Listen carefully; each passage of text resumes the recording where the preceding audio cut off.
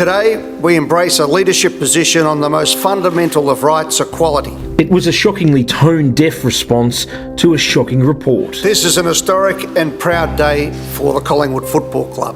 Instead of apologising after the damning Do Better review was made public, which detailed a culture of systemic racism at the Collingwood Football Club, longtime president Eddie McGuire did exactly what the report criticised the club for. He went into damage control and tried to protect the brand by calling it a proud day for the club. So I am extremely proud. I've been here for a long time and we've done a lot of great things. And this is great.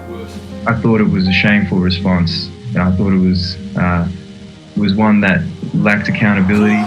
Not quite. Blair! Collingwood back in front. The Do Better review, commissioned by Collingwood, criticised the club for reacting to media coverage about racist incidents, but then ignoring complaints made within the club.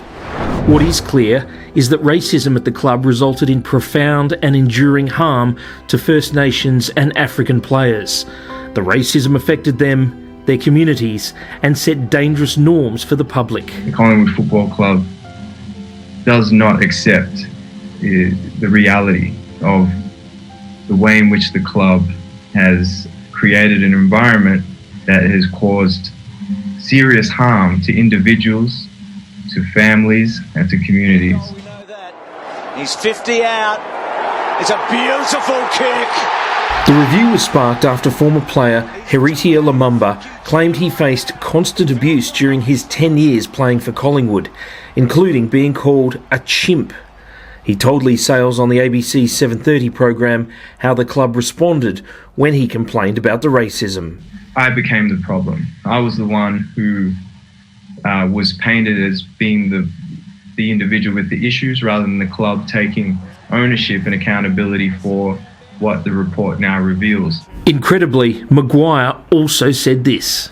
So there was not systemic racism as such.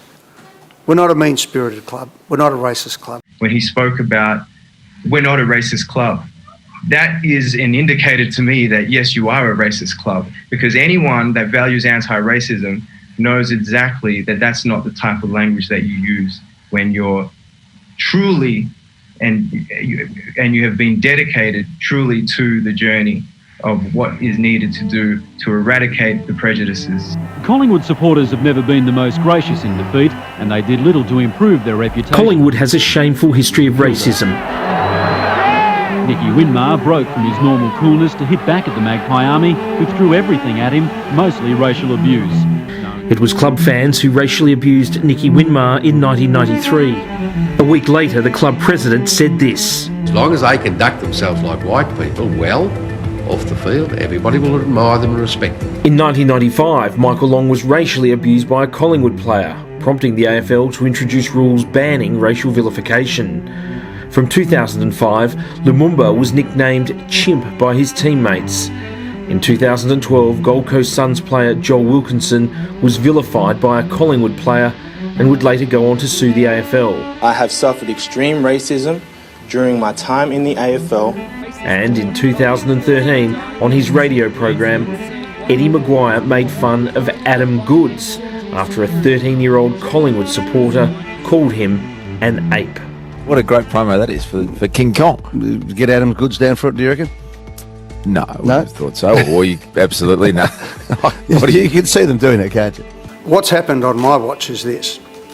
We've built a fantastic club. Following his disastrous press conference, there were widespread calls for McGuire to step down. I think somebody's got to be accountable. I think Eddie should go now and put in somebody to clean it up. He's had 22 years. But he's refusing to leave before the end of the upcoming season. Instead, he said he regretted his comments about the Do Better report. I got it wrong. I said it was a proud day for Collingwood, and I shouldn't have. By the end of the week, the players of Collingwood did what the club president failed to do. They apologised. As athletes, we are sorry to anyone who, through their association with our club, has been marginalised, hurt or discriminated against due to their race. Through our silence, we feel responsible for these injustices. We acknowledge it is not enough to simply show support for principles of anti-racism and inclusion.